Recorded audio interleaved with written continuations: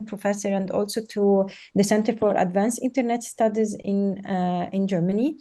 I'm going to be speaking about IoT co-production for inclusive smart cities. It's just like, I would say, a research at the very initial stage that I'm planning to do some field work in relation to it and to see how citizens, as I'm going to argue later, become data in smart cities with the use of IoT.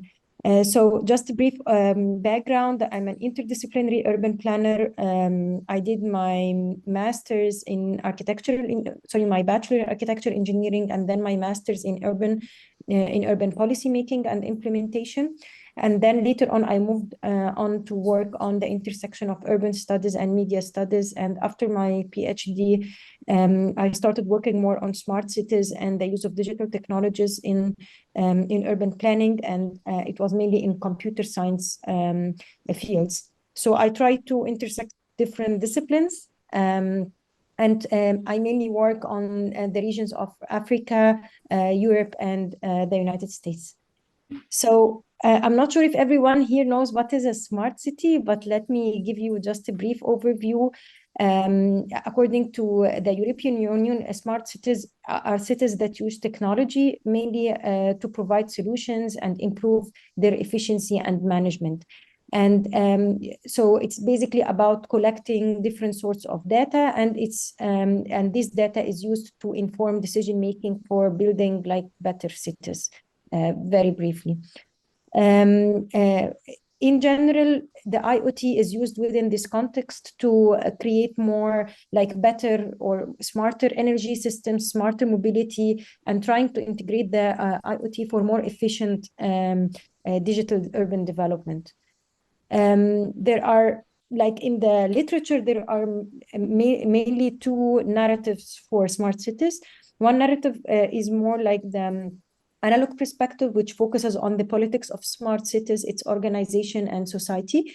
And the other narrative is the digital perspective, which focuses on the use of data, algorithms, and devices to build, for example, energy efficient systems or climate friendly systems and so on. IoT comes here to, I would say, or what I'm trying to argue today is that IoT can come at the middle between the analog and the digital by building more socio-technical systems which use IoT to create more efficient smart cities, but also more inclusive smart cities. So globally, the investment in smart cities is increasing worldwide. For example, you have heard about maybe Masdar city in the United Arab Emirates, which is claiming to be a smart city. There is also a new administrative capital in Egypt, which is also branded as a smart city. So there is a lot of money and budget put in this direction. However, usually in most of these investments, it's about increasing efficiency and creating more efficient cities. But right now, more in literature, as we will see later, there started to be discussions about how to create these systems or IoT systems to be more inclusive and trustworthy. So recently also we see a shift from speaking about smart cities towards other concepts like smart regions, smart countries, and smart society. They are not as popular as smart cities, maybe because of the urban like geographical dimension, but it's reflecting the way that there is a kind of a more socio-technical technical entanglement for the use of technology in cities and how to think beyond the technical like the technical use of digital technologies and IoT.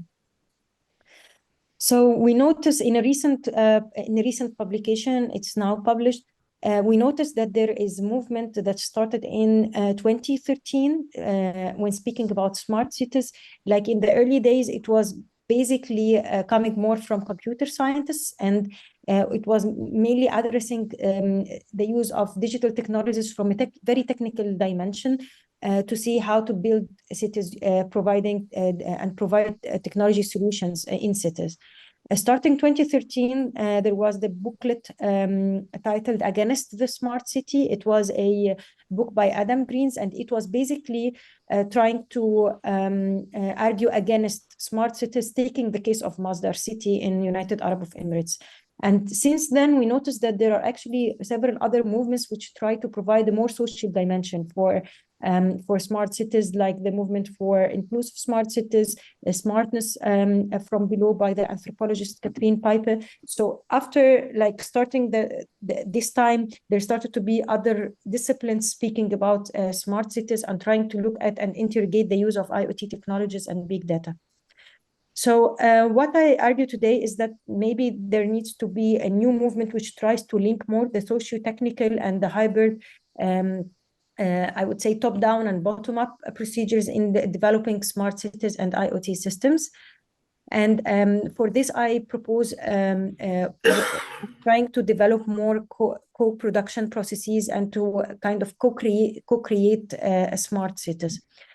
So I basically argue that the interdisciplinary knowledge co-production can be a systemic innovation policy approach that integrates policies towards more socio-technical to address socio-technical challenges.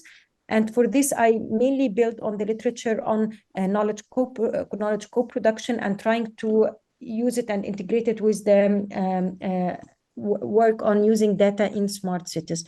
So in smart cities, it's basically about using big data, using IoT devices and autonomous machines and sensors to collect massive amount of data and trying to organize it and to make use of it for decision making. The knowledge co-production is a kind of an approach to knowledge production in science that emerged probably in the 80s, and especially in the urban studies. It started to be spoken about more during this time to think about who actually produces knowledge and produces science beyond universities, for example. So by viewing knowledge in this perspective as a co-production, we can also go back to rethink about data in smart cities. So as we said, smart cities to operate need data.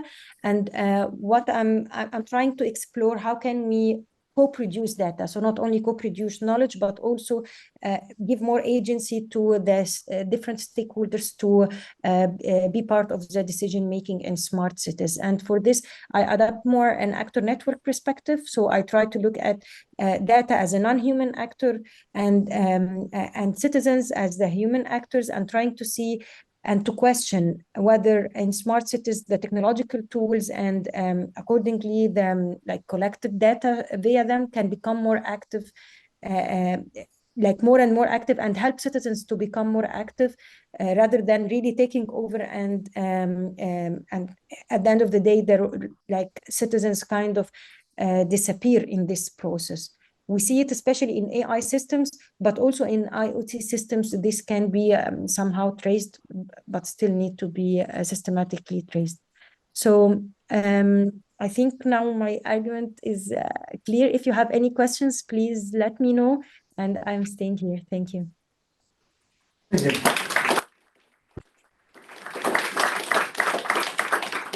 Well, we'll save the questions for the final session.